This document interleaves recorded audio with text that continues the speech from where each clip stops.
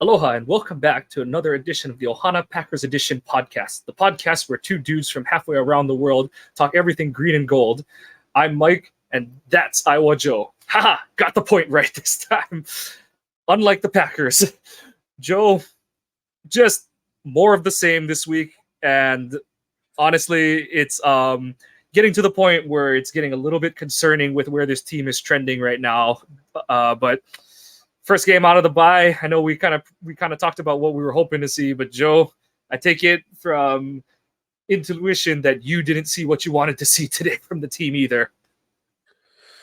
Well, I'm going to get on my soapbox real quick because I've got a bone and it needs to be picked, and it involves the NFL, and they need to get their shit together. That no more of this select people can only watch select games because it's ridiculous. I mean, we're in the day and age that I can flip on a streaming service and watch whatever fucking movie I want or whatever TV show I want from whatever ridiculous era I want, and I can now even get movies that are still in the theater on my like Amazon Prime or whatever, but I still am only stuck with certain games that I can watch unless I want to pop out, $1,000 a fucking year. Well, I'm sorry, I'm not the richest person in the world.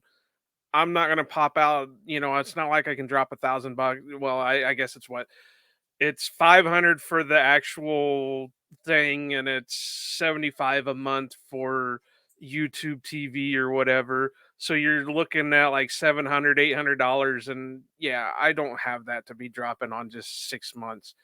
So, uh, and then the NFL wonders why people are using pirated streams and VPNs and shit like that to get around this stuff.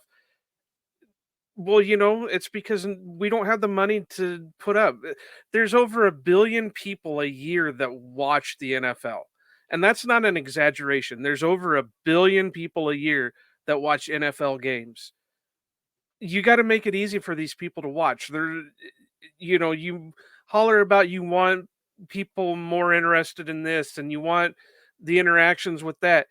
You're going to start losing them if we can't start getting the games we want. I'm sorry, I don't give a rat's ass about the Chargers or the Chiefs. And that's the game we were stuck with here in my area. So okay. Now to go on to the rant with the rest of it. No, I didn't see what I wanted. It was more of the same, and I got in an argument with a guy on Twitter. It's not just a single person fault. I mean, I could understand if, we had a Josh McDaniel effect where the play calling shit, the player, you still got to, and all that, the offense is shit, the play call is shit, where you can center it on one single person. But I'm sorry, Matt LaFleur can't run the routes for the wide receivers. And we saw more of that shit today where the wide receivers were running wrong routes, or we had 3 wide receivers running the same damn route in the same damn area. They can't open the lanes for the running game. The coaches can't run the ball. The coaches can't play defense. You can only blame so much on the defense before you start having to look at the players. And it's not like we have bad players. It's a young team.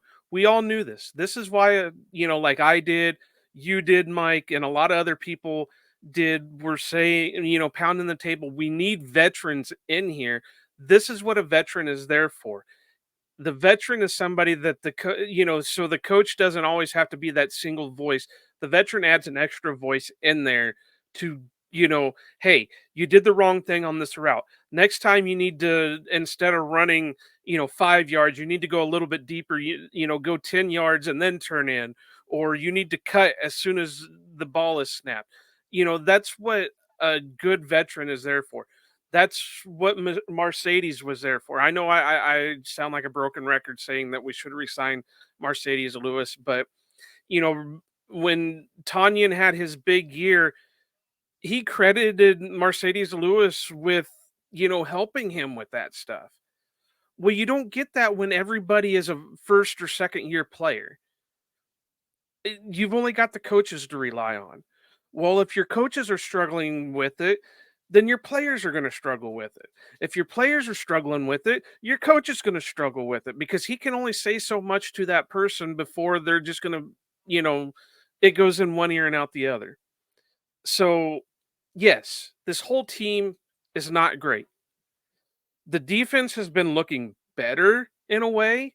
I mean, realistically, they held what was it? It was 3 field goals and a touchdown. So they held them to 3 field goals in the first half and a touchdown in the second half, and that was pretty much their scoring, right? I mean, I missed half the game because of the whole NFL thing, but it was 19-17 or something like that. So it the defense was doing its part with what they could do. Now, another thing that we're having issues with is the injuries are starting to pile up. Wyatt went down with a knee injury. Uh, uh, Watson went down with a knee injury. Savage is down with some kind of injury. The calf again, same calf. Yep. Stokes is now dealing with a quad injury. They said he had ice on his quad, and so he was out. Myers, I hate to say this, but I was kind of slowly rooting for Myers to be taken out because they slotted in Zach Tom at center, and they started to produce just a wee little bit. Now, funny that it took a Myers injury to call the trick play. Yeah, but they were still able to complete it. There wasn't. Now, Rasheed Walker, I like the guy. I really do. I think the potential is there, but you can tell he's a second-year guy that was a 7th-round draft pick right now. He's going to need the work. He's going to need the play time. You're kind of stuck with it at the moment. But now we know Zach Tom can play center. I mean, we all had the idea because LaFleur and Gutekunst all have said for the longest time that Zach Tom's best position is probably center in the NFL. But they already had Josh Myers and all this.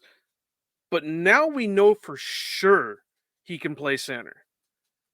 Is it time we move Josh Myers out of there and put slot Nyman at right tackle and leave Rashad out at left tackle, and then have Runyon and Jenkins in there? I thought Runyon had a hell of a game too. I didn't think he was that bad today, what I saw of it. But I'm going to stop talking for a moment and let Mike kind of throw in here because I feel like I've been ranting for too long now. Nah, I totally agree with you. Yeah, the broadcast rules are stupid because forget the regionality and all that kind of stuff, but just the whole the overtime rules and when they decide to cut away and stuff like that, it's archaic, honestly. But like you said, enough of that. But yeah, they're reaching the point where on defense, yeah, you're just dealing with so many injuries at this point that you're running light on your, you're running with half of your preferred guys basically at this point. The Cyclone finally got some snaps. I thought he did a couple good things, had a couple rough plays, but like we've been kind of talking about, that's why you need to play him, is because he needs to get on the field and stuff. But yeah, the offense, I know that's what we're going to focus most of this podcast on, but it was another disappointing first half of the game for them. Like you said, it's not a single thing to point to. It is a failure on every level of the offense, where it's like you said, it's guys who don't know what route they're supposed to run. You had the play where it's a third down. I think Watson ran the wrong route based on how everyone else reacted to the play. But, I mean, Jaden Reed almost ran him over because he wasn't expecting him to be there. Is that the one where it looked like three guys ran the same route because they were all in the same area? It was like Musgraves, Watson, and I think I have to look at the all 22, but I think Musgrave was running like an outside hitch kind of thing, and then Reed definitely is running a speed out, and the way he reacts, he looks like he's expecting that Watson is supposed to be running a speed out as well, and it would have been open. Like it was there and stuff, but just inexcusable, especially for one of your supposed returning starters to be making that kind of mental error in his second year. It's not a rookie doing it. It's one of your quote unquote veterans because who's making that kind of error. Thought again the game plan, it was so screen heavy. I tweeted it out during the game that screens are supposed to be like a change up, a curveball. You're not supposed to call it every other or every third play, or no one's going to be fooled by it. So it you lose effectiveness on screens. I thought, like you said, I thought Runyon had a solid game. I thought Tom looked a lot healthier out at tackle. He looked, it was only like 4 snaps or something, but I thought he looked pretty solid playing center, and Yosh looked good when he came in at right tackle. But it's hard to say what's the most disappointing part of the offense, like you said, because it was all disappointing at different points of the game. It's not any one thing that you can point to and say that's the thing that you should fix. But the disappointing part in that is coming off of the bye, you're still springing leaks all over the boat. You didn't plug any of the holes over the bye. You, like you said, you've got busted assignments in the run game. They tried to call plays to like kind of give Rasheed Walker a bone, and he had a rough sequence of like 3 to 4 run plays where he was just a turnstile. They were calling plays where they're trying to get him on the move out in space on a couple of tosses. They were trying to call some pin and pulls where all he had to do was seal a guy inside, and he was just, you could tell because his head was doing a radar dish. He's spinning in a full circle on every play. Rough sequence, and then you have DeGuara where it's like, well, you just block somebody to give guys a chance. And the ultimate irony of it is I thought AJ Dillon played one of his best games in basically 2 years. He was aggressive running. I thought all of his all 2 or 3 of his negative runs were not at all his fault. Maybe one of them, it wasn't even a negative run. It went for like 2 yards. It probably should have gone for like 4 because he should have just gone straight kind of thing. But the runs where he lost yardage on, none of them were his fault because he never had a chance on any of them. And Jones looked good. And, everyone's saying like, use Jones. The problem is that he's coming off an injury. The last couple games where they've tried to reintegrate him, the Detroit game, he got decleated like every time he touched the ball. And then he was a mystery, he was a mystery last minute inactive against the Raiders a couple weeks ago. So you figured that he was going to have limited opportunities. And he was Aaron Jones in the times that he did touch the ball. But that's the big disappointment on offense. The overarching theme of it is that, Love was a relative unknown going into the season. LaFleur's play calling with Love was a relative unknown, but the elements of the offense that the team was supposed to rely on, the O-line and the run game, have been a distinct just shortcoming of what we were hoping and expecting them to be going into the season. And because of that, you're not getting a good read on what Love is, outside of when he makes mistakes, which, we'll get into, but they're not good to see from a guy who's in his 4th year in the offense. And LaFleur is just you can tell that he's just struggling. He's spinning his wheels in the mud because it's that whole, okay, when you struggle, you go to what your offense's identity is. We've seen a lot of think pieces on it. This Packers offense doesn't have an identity. It's supposed to be the run game and playing off of it. The run game, the run blocking has sucked so far this season. Like I said, today was one of their best games, but how much of that is because you're playing a bad Broncos front 7? But one to kind of, even though Dillon looked better today, I think there was still a couple of times that you could, he like reverted back, because there was like a couple of times that danced a little bit too much in the backfield. Danced a little bit too much, or he made the wrong read. Like, if he would have went to one side, he would have had room to run, but instead he like cut left and got bottled up. So I saw a few of that, but again, I'm not like an analysis type guy that analytics where I can sit here and say, oh, well, he should have hit the B gap instead of the A gap. But it just looked to me that he danced a little bit and then made the wrong read. Because if he would have went one way, he would have got a little bit more yards. He went the other way and he got minimal. So yeah, he still had a good game, but he's still making the same mistakes. And like you were just saying with Jordan Love, he's a fourth year guy. He shouldn't be making those, he should be a little bit more better with this offense. We're still seeing, whereas I can give Jordan Love a little bit of a pass because he's still only started 7 games so far. How many Yeah. games has AJ Dillon played? Yeah, and so the mistakes I'm mostly talking about are later in the game. The first half, I haven't watched the game back, but the first half, I didn't think there was much of anything more that Love could have really done with what they were asking him to do. Everything, it was basically like LaFleur overcorrected. He was like, okay, the downfield passing game isn't working, so we're going to keep everything, quick hitting, short screen game, whatever you want to call it. And, Love, I think he was like 10 of 13 or something in the first half, but he was averaging like 3.6 yards a throw or something like that. So, the completions percentage was up, but, if you're only looking at the stats, it doesn't paint the picture of why the completion percentage was up. And then it just seemed like LaFleur was still, I don't know whether the word is scared, babysitting, whatever you want to call it, overcompensating for, whatever the O-line has done in pass pro, whatever you want to call it the past couple weeks. But the game plan reflected a play caller who didn't trust his O-line to protect properly. And excuse me. And you saw the effects of that where, like I said, everything was short. Everything was a truncated routes scheme. You saw a lot of wide receiver screens. Some of them worked. Dobbs had one that went for 14 yards. But then you saw other ones like the one Reed got hurt on at the end of the first half where both the guards didn't block anybody. And you just see that, Reed is kind of dead to rights. And that was the play before Anders missed the field goal. But and we're going to touch on that, Matt Schneidman.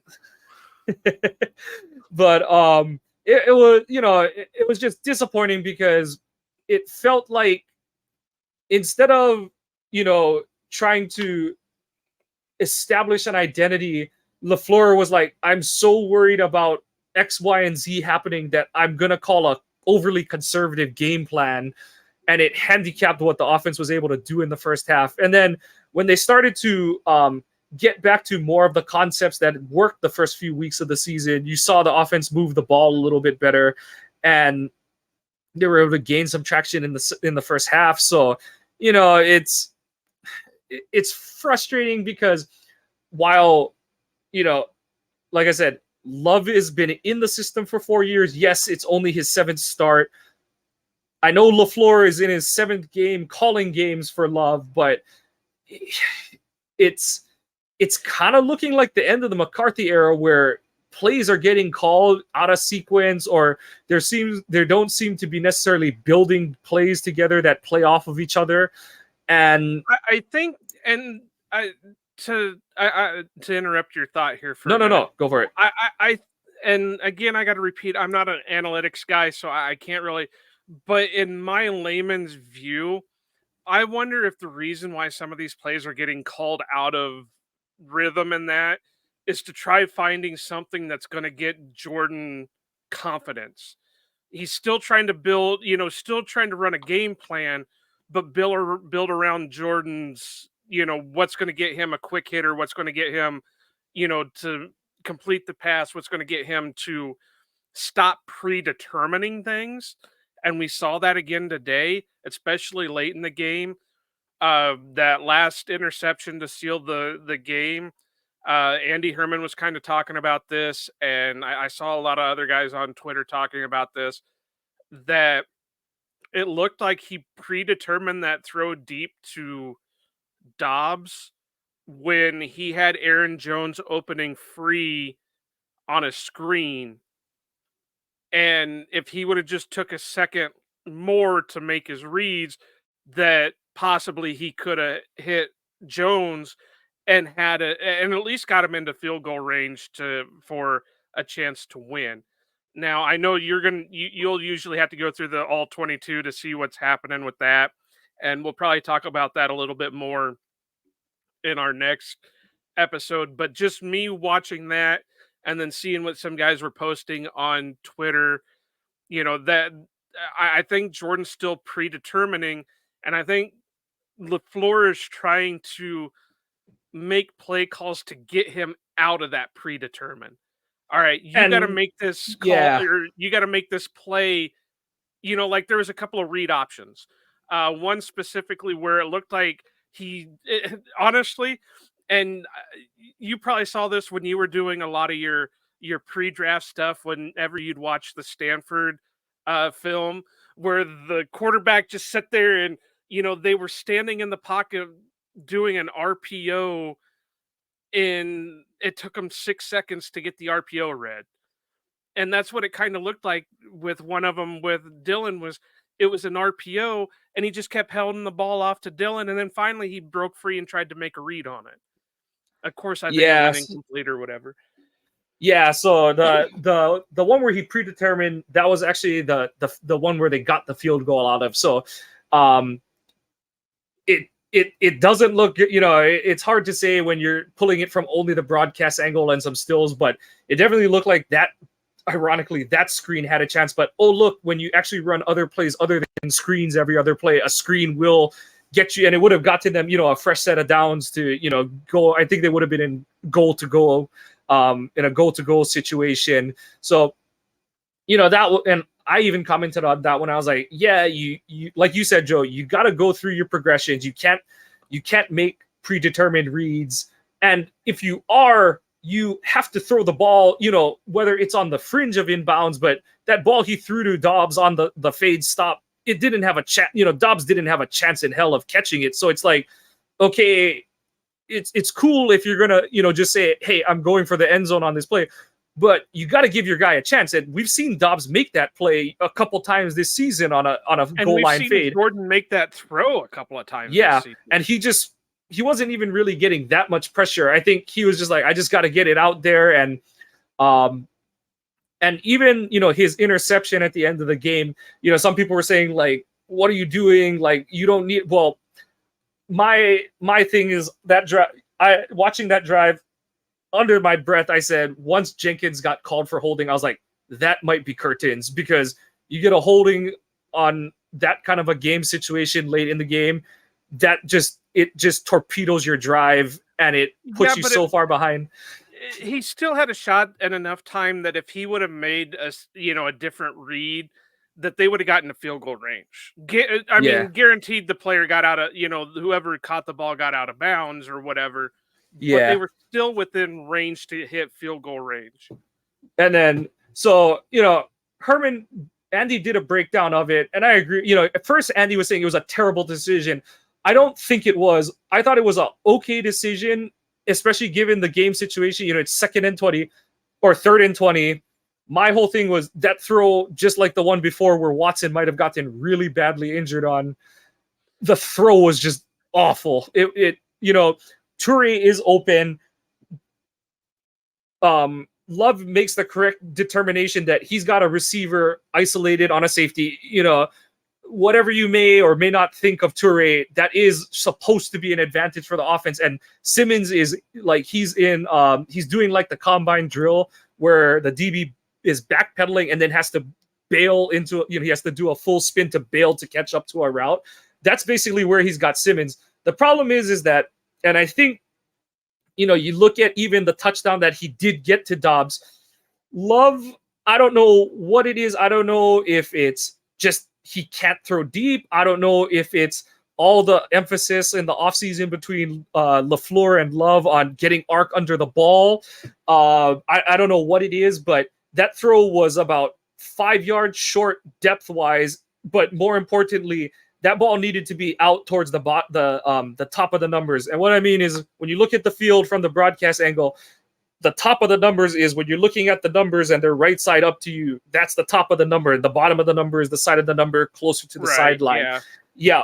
That throw needs to be out there because Toure is running a deep over route, and you've got him running away from the other safety who makes the interception. But Love, and if you get all nerdy about it, the ball floats different in the thin air and stuff like that. So, you combine trying to put air under the ball with maybe the thin air, but Love's just gotta, if he's gonna pull the trigger on that throw, you just gotta put your weight behind it and swing for the fences on that.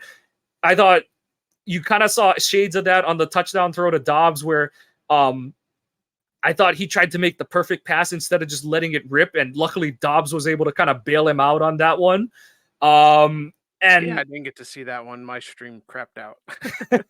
so it was kind of like, the way I likened it on Twitter was it was the play against Cincinnati in the preseason. They just ran it in the opposite direction, but it was basically the same thing where with how much separation Dobbs had from Surtain on that play, just throw it at the back pylon that to the side that he's running to. Don't try and touch pass it in there kind of thing and stuff. And I've seen people say like, oh, why didn't he throw it earlier in the progression? There's pressure coming off the edge and stuff. And I got to take a look at the all 22 to see if he could have thrown it earlier, but I thought he did the right move to step up in the pocket there. But I think there's instances where he's predetermining where to go with the ball before the snap, and there's others where he's trying too hard to make the perfect throw, and it's causing issues for him when it comes time to make passes. And like I said, the touchdown to Dobbs is one where it worked out, and the interception is one where it burned him and the team in the end. So,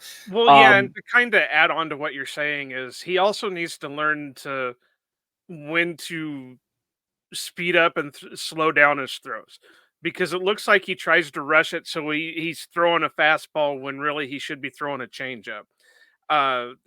It kind of almost bit him in the ass in that second touchdown, because it bounced off of Dobbs's hands, and luckily it ricocheted right into Jaden Reed's hands for the touchdown.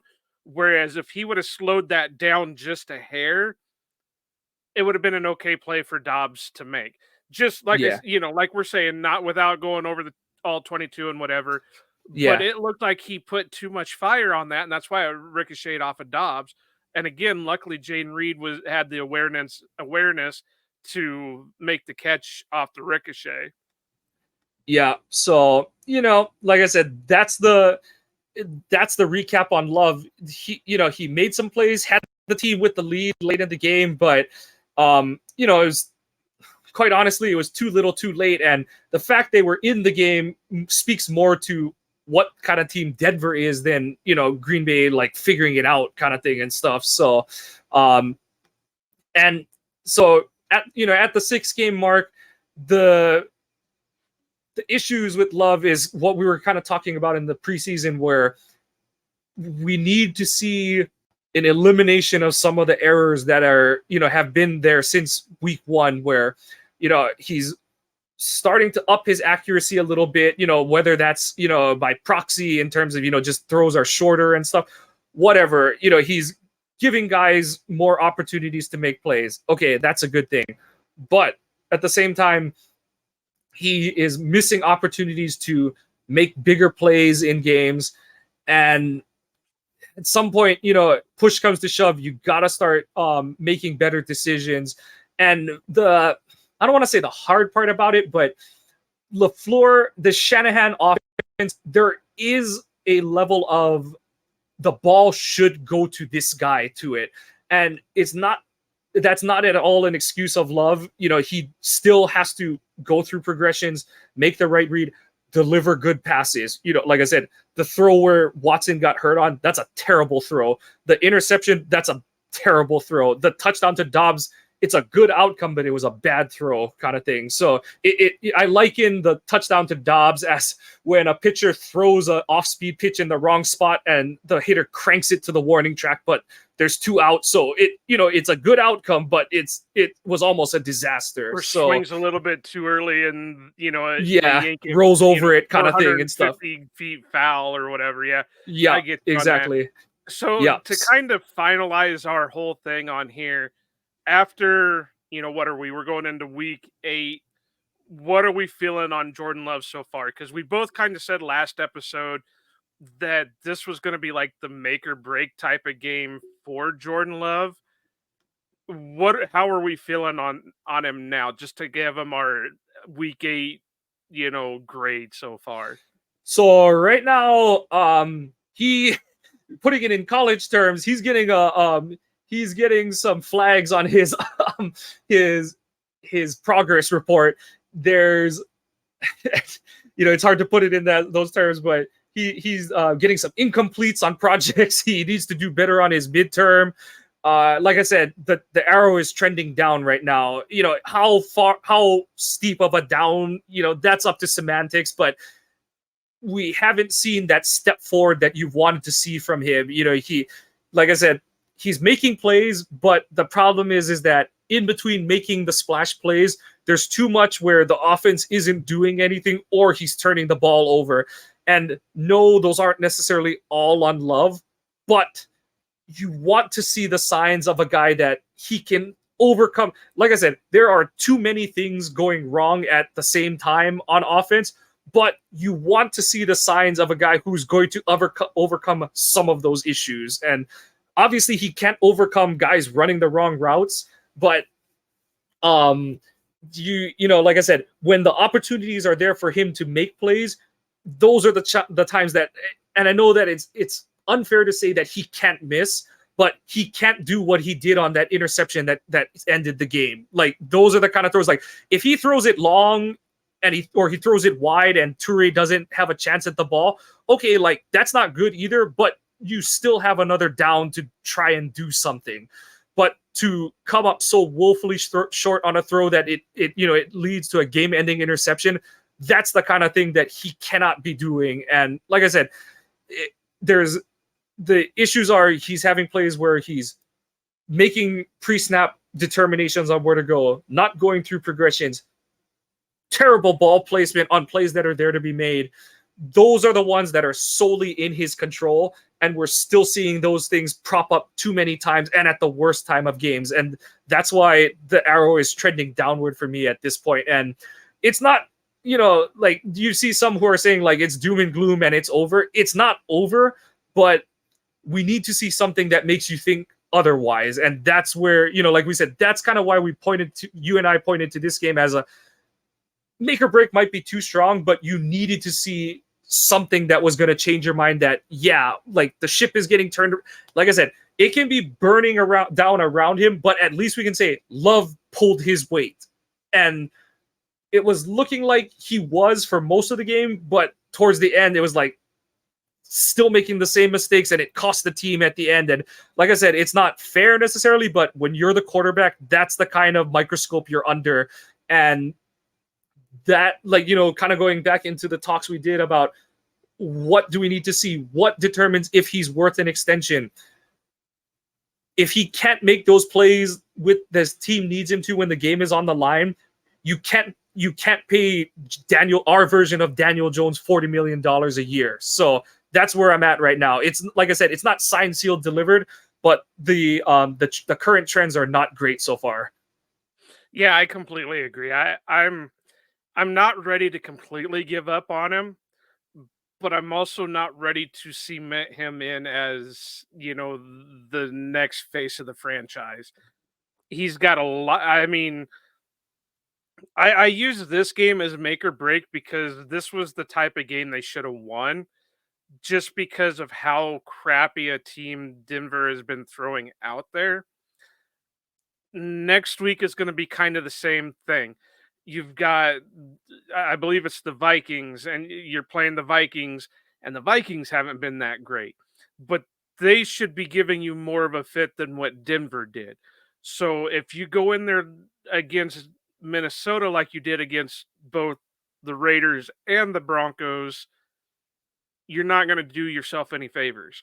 Now, if you come out and you play like you did against, second half Saints, first, or, part of the game against the Falcons, and like you did against the Bears, you're going to have a better shot. And of course, like we keep saying, one of the big problems is injuries. I was just trying to look it up, and the major fear is some kind of ACL or MCL damage to Watson, or at best maybe a bone bruise or whatever that'll keep him out a Yep. couple of weeks. But, you know, That sucks. And I also saw a lot of people like calling Watson a bust. Uh, Are they forgetting that this kid was super raw coming out of college? I mean, this Yep. kid played in a system that had a very slim route tree. It wasn't even really a tree, it was more like a branch more than anything because they didn't run a lot of passing plays. It was a strictly run team. He's got all the ability in the world. Yes, we're having issues with injuries right now. Yes, he's not looking that great out there, but this is year 2. Year 2. I don't know about you, Mike, but when I started doing my draft scouting stuff, long time ago, the rule of thumb was always you had 3 years for a player. The first year was to get yourself NFL ready, meaning, get up to speed because you're not in college anymore. So you've got to get in and get used to the speed of the NFL. Year And the 2 is length of where, the season. Yep. and the length of the season. Year 2 was your, okay, now you need to start learning the playbook better. Now you need to get more reps. You need to get in there. You need to get to integrated. Year 3 is where it really counts because year 3 should be the year that everything comes together, and then that's when you start producing. Well, the only time that the 3-year rule doesn't matter is when you're that top 5 talent. Like Calvin Johnson or some guy like that, where they're basically NFL ready when they're still playing in college. They'll come out and be a superstar on day 1. That's when the 3-year rule does not matter. But anything outside of that, the 3-year rule matters because what people fail to remember is in college you play what, 10, 12 games at most. In the NFL, you're playing at least 16 games. 17 now with the week 17, whatever. But if you're a playoff team, you're playing up to 20, 21 games. Yep. They're not used to that. So you still got to remember these guys are learning. It's a young team. Not everybody's looking good. You can't hold them to the same standard as you would a 5th or 6th year player. That's why, and I know I sound like a broken record. I know I beat that horse to death. That's why they need a veteran on the team to help alleviate some of that, where you're not relying on a first year or a second year player so much because you've got that wily vet that you can lean on in those cases. So for all these guys calling Watson a bust or Watson is terrible or making fun of people because they still like Watson, shut up. I mean, just shut up. Give it time. Let the kid get fully healthy. Let the kid get some time in the offense. You realize he's going from Aaron Rodgers to Jordan Love. It would be different if this was year 2 with Aaron Rodgers or this was year 2 with Jordan Love. He's going from different quarterbacks. It's still the same system, but you're still building off of different play calls, like we were just talking about earlier. You got to give these guys a break. Do I like seeing my team lose constantly? Hell no, I don't like seeing it. But I'm also not going to throw a fit over it because I know it's a young team and we were going to have these growing pains. Yeah, and like I said, that's where it's hard to isolate Love's play because his and you can't just point to his overall stats. The interceptions, yes, that's like the one stat you can say like he's throwing too many interceptions. And even that, there's some context that you need to take into account. And like I said, that's where my evaluation of Love is. There's plays where he has no chance. Like I said, the one where Watson ran the wrong route and he's throwing to where Watson should be and he's not there. There's nothing he can do about that.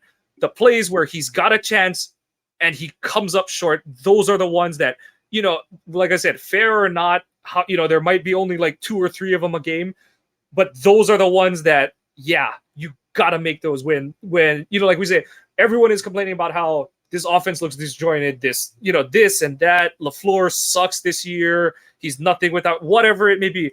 LaFleur is still calling a few plays every game where someone is busting wide ass open downfield. Love has to start hitting those plays. Demovsky posted the stat where he's like 6 of 22 with 3 interceptions on plays 20 plus yards down the field. You know, and I've seen some people say like they got to start taking plays out of the playbook where, you know, you're making certain throws downfield. No, if that's the case in year 4, like I said, yes, I know it's his first full season starting, but you cannot be truncating the playbook. You cannot be truncating a whole section of the playbook because your quarterback cannot make a throw beyond a certain distance. Like I said, we as Packer fans want Love to work out because, one, it means that the organization can expend resources on other parts of the team. Yes, all the time and effort put into developing Love has paid off. But if you cannot run your full playbook because your quarterback cannot make certain throws, that means he's not your quarterback and you've got to go get another one. So, like I said, it's not said and done, but it's not trending in a good direction. We haven't seen any uptick in downfield throwing accuracy or just success rate, things like that. I know Dobbs dropped the one early in the game that would have changed. You know, he had the drop in the first half that would have adjusted, you know, the success rate on throws over 20 plus. So even there, it's not all on Love, but there's been a lot of opportunities where guys have been wide open and they haven't had a shot because Love's been off target with his throws. So like I said, those are the ones that I'm grading him harshest on. But going from talking about things that we can and can't see to things where we have many, many opinions on the defense. And just like the Raiders game, it was another stereotypical Barry game where there are plays where you pull your hair out. There are plays where the Denver touchdown is a play where, like you said, Joe, because of the injuries, you have Jonathan Owens in the game. Carrington Valentine is playing part of the bunch, and Razul is yelling for someone to swap the receivers, and he gets picked off by like 3 different guys. And, you know, everyone's like, oh, Razul sucks. He got burned. It's like, Razul didn't have a chance unless he ran through 5 different people. And it's those kind of things where it's like, yeah, injuries, but also that's a fundamental breakdown on your defense. And the thing you worry about going into this game against the Vikings is, yes, there's no Justin Jefferson, but Cousins is still throwing for like a gazillion yards a game.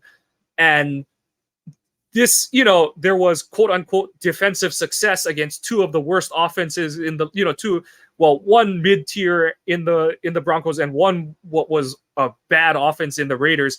And yeah, they quote unquote had success, but against the 2 more explosive offenses on your schedule, you gave up 25 and 27 points, and that's not a lot, or 34 or whatever you gave up to the Lions, but you gave up 27 and a half to them. So it's like, okay, like, yeah, I guess you're holding down the bad offenses, which sure, that's the signs of a decent defense, but against the 2 better offenses that you faced, you've gotten walked up and down the field again, you know, at certain points of the game. So I don't have much more to really say on the defense, you know, on Barry's coaching than that. Is like, okay, it's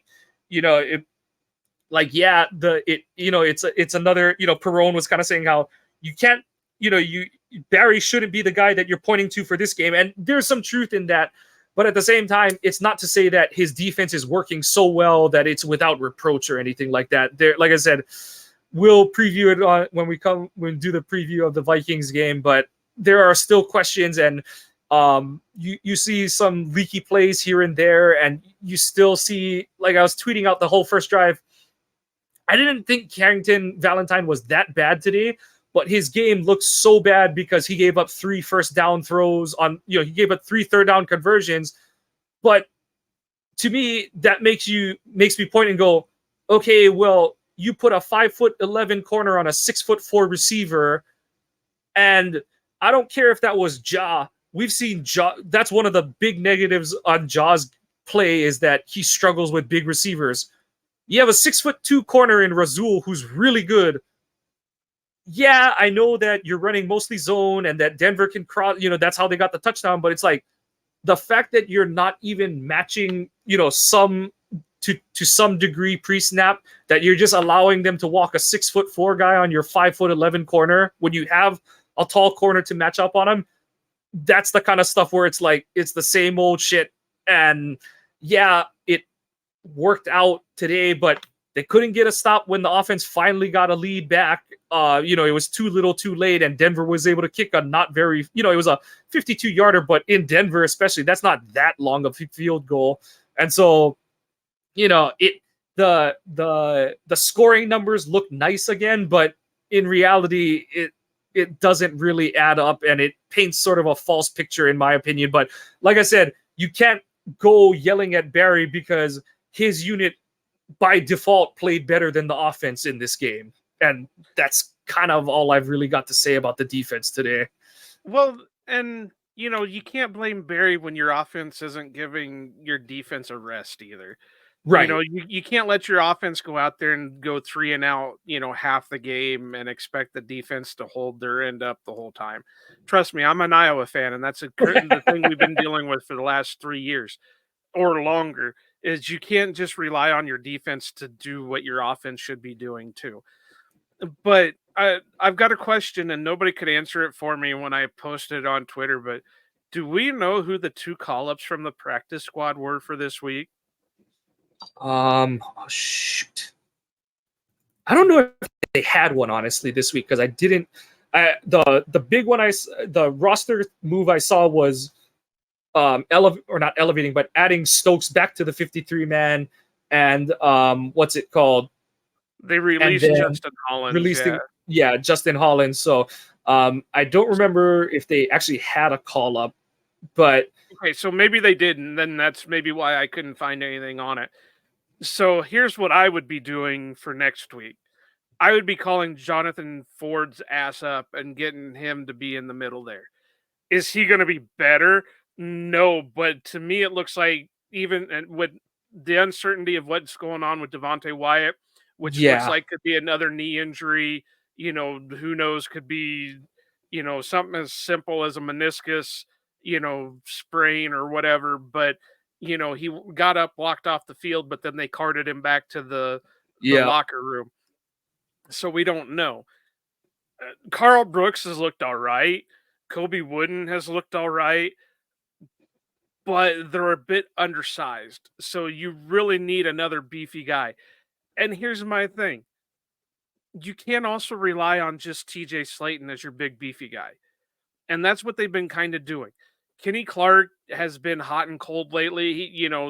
There's moments where he flashes his ability, and other moments he gets washed away. Now, is that because he's not getting any help? Whatever. I don't know, but that tells me they need another big beefy body. And we saw that Jonathan Ford had the ability when he got the chance in the preseason. We've talked about it before, where he looked good. The coaches were talking about him unprompted, and all that good stuff. It's time to bring him, at least use a call up on him and say, hey, you got 3 with him still. So yeah. And like you said, it just makes too much sense with Wyatt.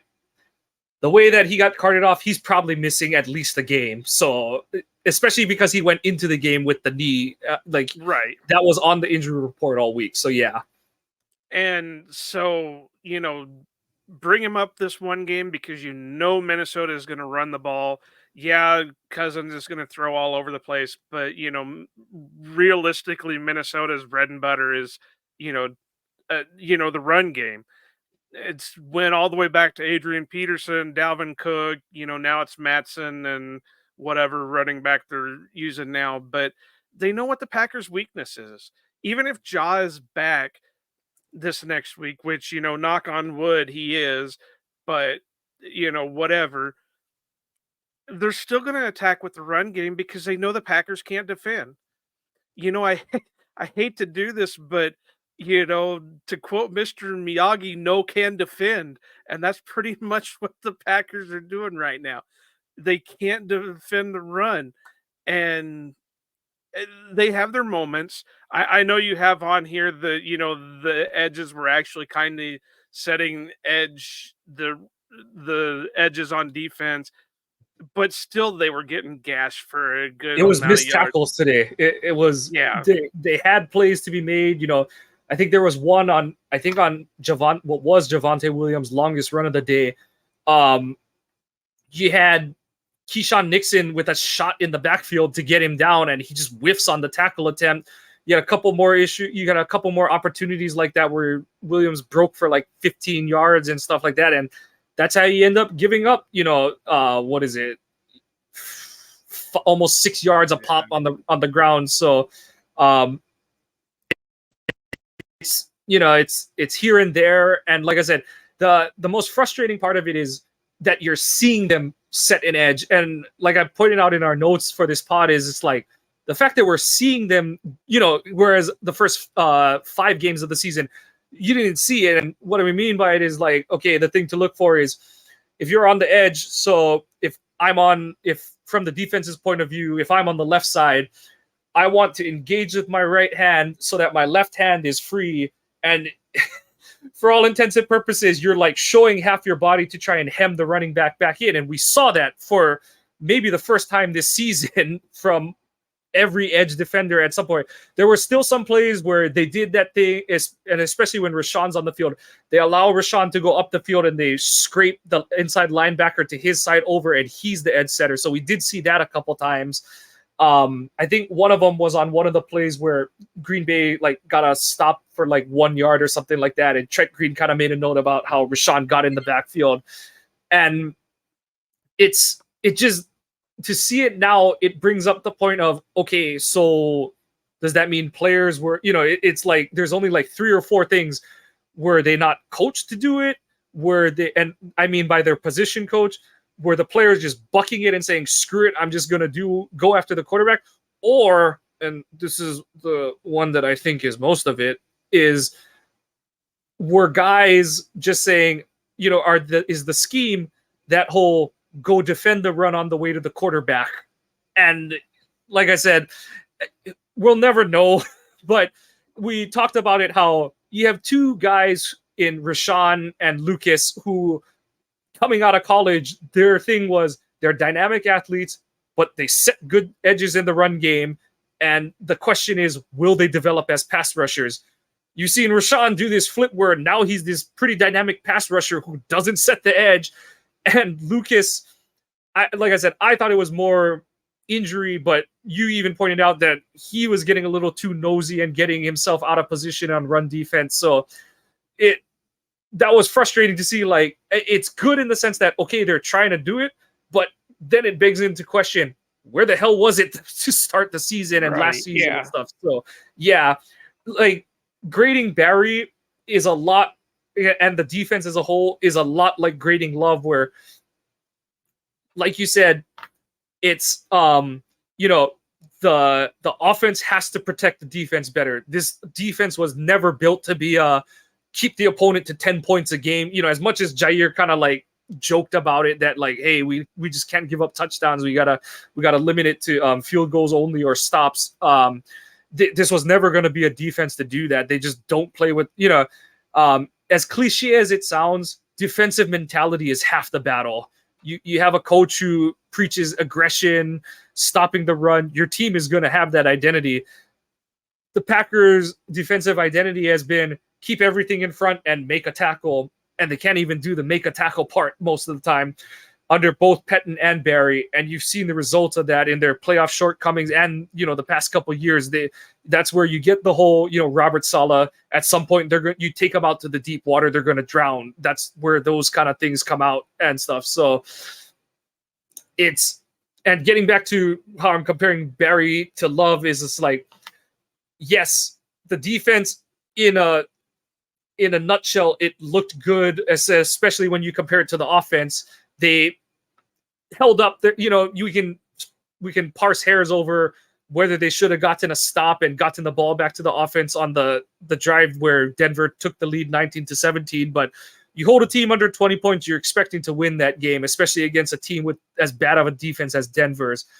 And at the same time, the reason I still bag on Barry is that the things that show up against good offenses, they're showing up against bad offenses. And it's not enough where the other team isn't even able to make enough plays, or they're making just enough plays to take a lead, but not enough to blow a game wide open.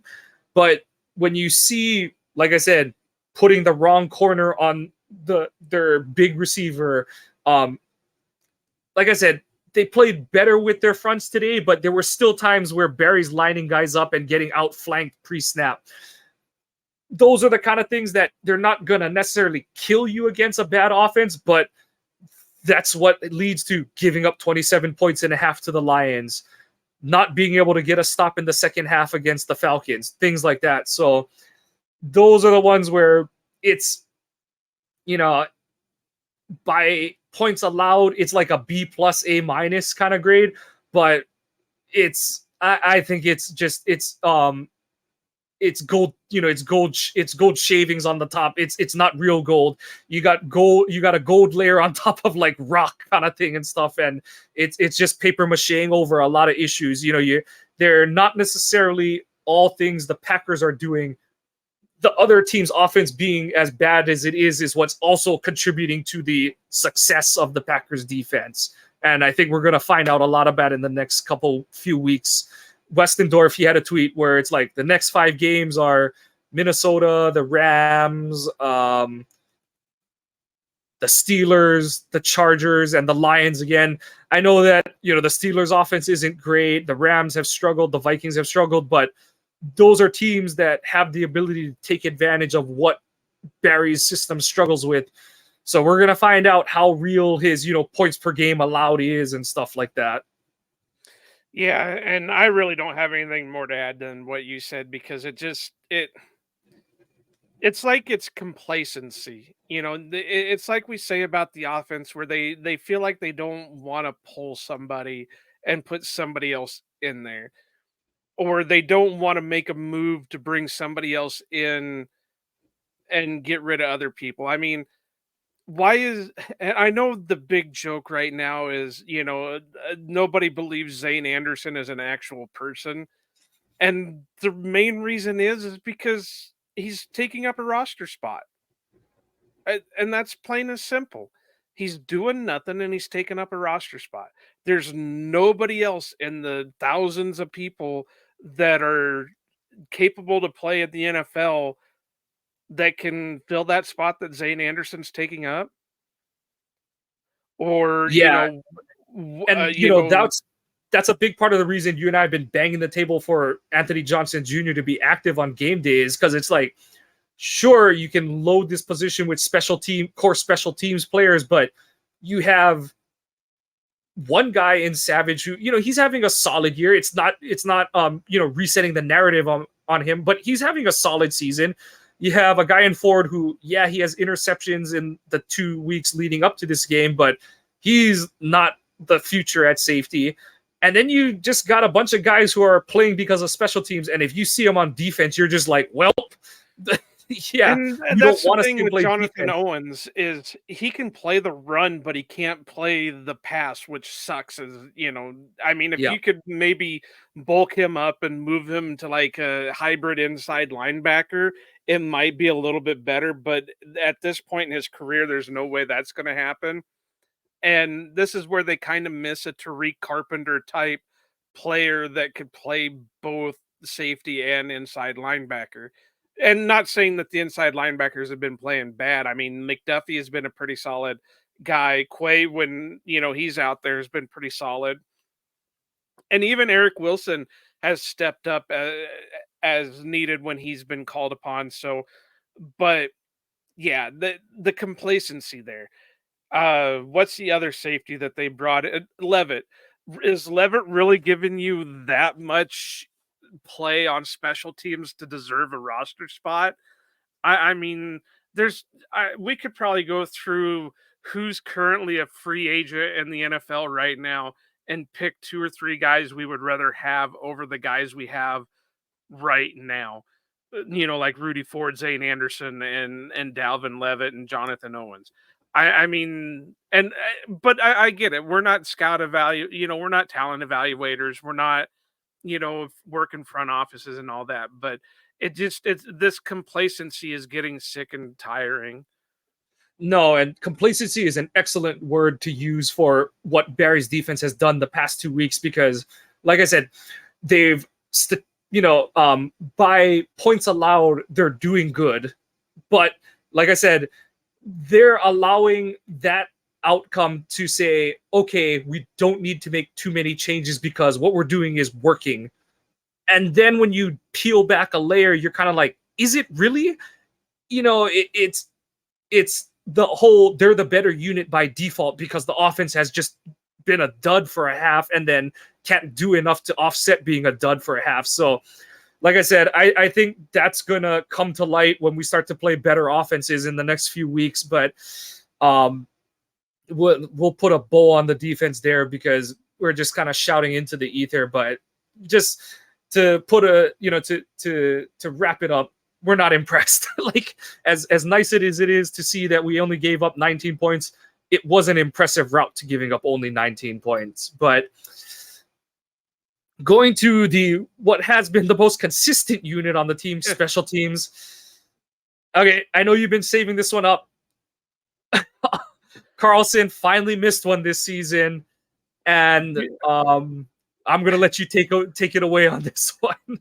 Well, there's two people that take the blame for this: Matt Schneidman and the announcer Kevin Harlan, Bob Harlan's son. Because the two of them jinxed Anders so bad. Schneidman did it with his tweets throughout the week. Kevin Harlan did it in his commentary leading up to the kick. But in all, I just, you guys were talking it up too much. Even if you don't believe in like religious stuff or whatever, just call it karma or something. The sports gods are never wrong. Right, and they overcorrected on you guys friggin' talking this up. So Matt Schneidman, you owe me like 50 laps right now. Kevin Harlan, I'll give you a little bit of a reprieve because you're a little bit an older guy, but you just and we love Bob Harlan. You just can't do that stuff. And I know that no one play changes, but if you make that field goal and everything else plays out up to the point when they get the second touchdown and you would be up 20-16 as opposed to 17-16, that changes what Denver has to do on the end. Let's be totally honest, Barry's defense probably gives up a touchdown with no time left instead of a field goal with time left and a chance to take the game back. So but it does change how the rest of the game goes and stuff. So yeah, it's unfortunate. And the part that we've kind of been talking about the whole season is that, so Anders' first kick, he hooked it left. And if you watch how he kicks the second field goal, the one he made, he's pushing it right. So it's like, like in my head, I was kind of like, it's a good thing that was a short field goal because he definitely overcorrected for the, whatever happened on the first one. He definitely overcorrected. That's been the constant thing we've talked about all year is he like overcorrects himself on the next kick. So yeah, it's a good thing on that, but I can't really put too much blame on him because he's been like the lone bright spot in the whole Packer unit. And, kind of like we were talking with Jordan Love early on in the season, we knew at some point there was going to be a little bit of a drop just because he was, to use the saying, out kicking his coverage on stat wise because in college he was an 80% kicker or like an 82% kicker or something like that. I think 70s or something like that. Yeah. So there are going to be misses. We hadn't seen it up till now, which is a good thing, but at least it wasn't a Bengals Mason Crosby type thing where, or that Detroit game. Yeah. Yeah, from that point on, he just continued to miss. Now, like you said, he did kind of overcorrect, and if it was a longer field goal, he probably would have shanked it. But whatever. At least his PATs after that looked a little bit more down the middle again. But Right. yeah, it definitely does. Like I said, it acknowledges what you've been kind of talking about, where it's like, like I said in the Bears games, where it's kind of like, oh, like just give him another good field, like give him another give him another operation and work through, the snap to the hold to the kick and stuff. But like you said, it might be better to just let things lie as they are, and we kind of saw that a little bit where he missed it left and he pushed the next one right, kind of thing. So yeah, it's like you said, those are the kind of things that are going to happen, and that's just kind of what the going rate is when you go young. And that's it's not an excuse, but it's a young team everywhere, and you're seeing the youth spill its cup spilleth over too many times. And like I said, that's the most disappointing thing about this game, is that it would be one thing to be making physical errors, but they're still making too many mental errors for a team that's played 3 games in like 23 days or whatever the stat was. So that's the part that's the most disappointing for this team, to be struggling the way it is. And they, like I said, they don't have many times to reset. The only time they have left at this point is the mini bye after that Detroit game in 5 weeks. So they're gonna have to just figure it out under the gun at this point. And pressure does one of two things: it breaks you or it makes diamonds. And so far they've crumbled under the pressure of, not necessarily expectations, but just the things that need to be done to be a successful team. They, Love kind of mentioned it, that they've had their chances, but they haven't come up with, they haven't made the most of the opportunities when they've been before them. So, it's good that they're in the games. Like I said, how real they're being in these games late is, a little bit of fool's gold in terms of, how bad the opposing team is. But when the opportunity's there, that's the part that we have to grade them on. And so far, it's not a glowing review for this team. Right. And the only other thing that, and I don't know if you caught it or not, but I want to say one of the commentators said that Whelan was like dead last in net yards. Yeah, I did catch. That sounds weird to me, because he's been looking why? pretty good. You got to remember, I know we've punted a lot this season, but that punt return touchdown, and he has a shank. He has he has the punt return. So the punt return touchdown is negative 40 yards or whatever. And, it's like a bad grade on your GPA. That's going to take the whole season to equalize out. So that's a big reason that he's dead last in net yardage. I'm willing to bet that the Bills punter is probably not far ahead of him, I guess, since Whelan is last. But because the Bills lost the week 1 game to the Jets because of a punt return touchdown, I'm going to guess that the Bills punter is like down towards the bottom too. So it sounds worse than I think it really is, because like you said, he's boomed several punts every game, but I do think that he's got like 1, maybe 2 shanks, and then he has the punt return touchdown against New Orleans that I think is dragging down his average.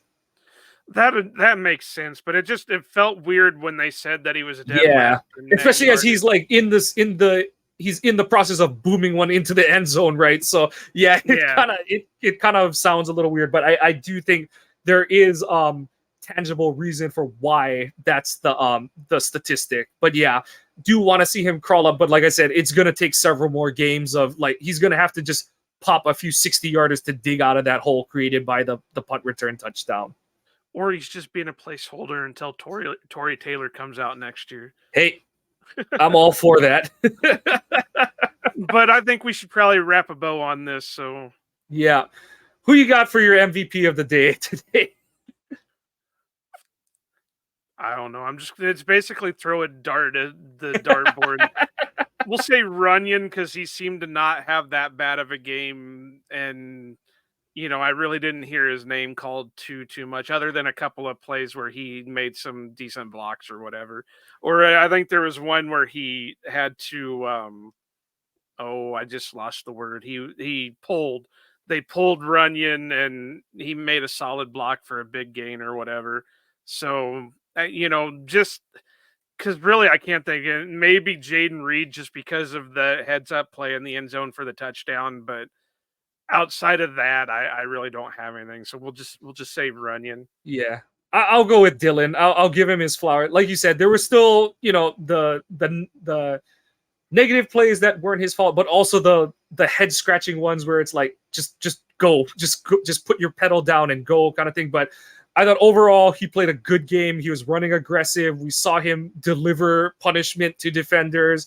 And it's just unfortunate that the game ended the way it did, because if they go down and score, his 29-yard reception is a big reason why they were in, they were in position to march down the field and get the game-winning score. So, and just because of how the game ended up, he was the team's leading receiver, so that counts for something. But that's my MVP. LVP, it's harsh, but Jordan, you got to make the plays down the stretch your team needs you to. I know it's unfair, it's harsh, but when you're the quarterback, that's the pressure that's put on you every week. And it's another game where he came up short when the team had an opportunity and needed him to make a play. I got co-LVPs, and it's not really any players per se, but I'm going to go with tight end coach John Dunn and Matt LaFleur. They're really like kicking the can with the tight ends that they have right now. I know Musgrave has been looking pretty solid so far, but Ben Simmons had that one solid catch. What game was that? That was last week against the Raiders. Was it the Raiders game? Yeah, the one he took the quick arrow and he turned it up for a first down. Yeah, and he was running over people and all that. That's the type of tight end. And for two screwing up Tucker Kraft, because they're trying to make him the Mercedes Lewis of the group when he should be the bowling ball type of tight end. And I know we've talked about this before, and I think they're really screwing up this tight end group outside of maybe Musgrave, even though I'm still have question marks on him because he's still a single contact runner. Once he gets that first contact, he's pretty much done. But I mean, he's done good things, but really screwing up.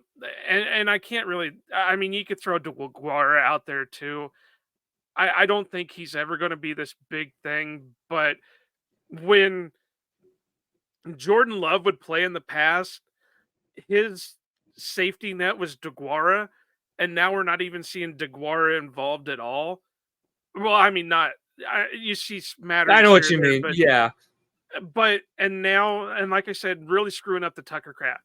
I think Tucker's going to be this next big thing? No, but you can't just use him purely as the Mercedes Lewis blocker, because as we've talked about before, he's not that blocking tight end. Right. He's a capable blocker. He's a willing blocker, but he's not a pure blocker. He's the type of guy you give the ball to him and he's going to run over or carry the tacklers, the scrum for positive yardage. Yeah.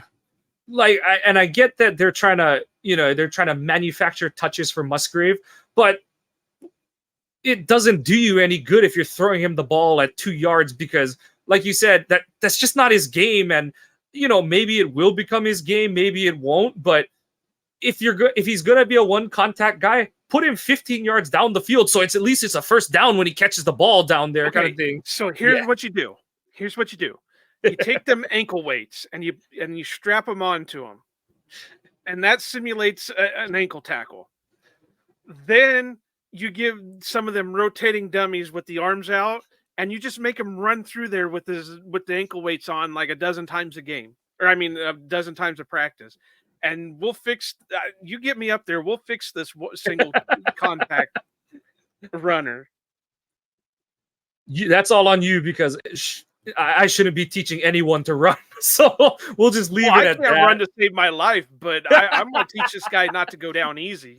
I know. But we've talked about that. We've talked a lot about it, but we'll just wrap a bow on this one. It was overall, the score was a lot kinder to the Packers than how disappointing of a game it was coming off the bye. But no time to shed any tears about it. They've got to bounce back. They have a division game, and like I saw someone tweet, they're only one game or a half game out of the wild card at this point. So, no one's going to feel sorry for them. And if they're going to, it starts with getting that next win and getting back towards 500. So week 8, that's the next step in that journey. But that's gonna do it for us. Please. And I just want to say, I'm calling you out, Matt Schneidman. No more of this crap, or I'm going to come see you. I don't care if I'm a 37-year-old out of shape cripple. I will come see you, and I will kick you in the kneecap. Bring him down to your level, right? I will. Everybody's the same size when they're laying flat on the ground. Ain't that the sad truth? But that's going to do it for us this week. Appreciate you joining us on this episode of the Ohana Packers Edition podcast. Jesus. Please give us a follow on our Twitter accounts. I'm at Kawana Mike. Joe is at Iowa_Joe86. The podcast is at Ohana_Packers. Please follow. Please give us a like and a subscribe on your favorite podcast apps, sites, however you get your podcasts. Please leave us comments. We take them positive, negative, any way we can get them. Also, bookmark our website, ohanapackers.org. The streams of the podcast. Give Mike a pat on the back. This last article was a really good, well-written article, so go check it out about the what was it, 4 guys that could likely be moved, and he'll have a follow-up here soon. So, to kind of give him a pat on the back, it was good. So go check it out, leave a note, drop him a comment or whatever, and let him know how he's doing. Yeah, appreciate it. Seen some feedback on Twitter already, so that was nice. But yeah, just follow along with us. It's and Herman, I think it was Andy Herman said it, and to quote the owner of the company that does the pools on Insane Pools, it's a Discovery Family of Channels show. This is going to get worse before it gets better, if it does get better. So hey, we're in it for the long haul. So if you need any views of the bright side, or just somewhere to hear people who might be thinking the same things you are, give us a follow. And until next time, we say mahalo and aloha.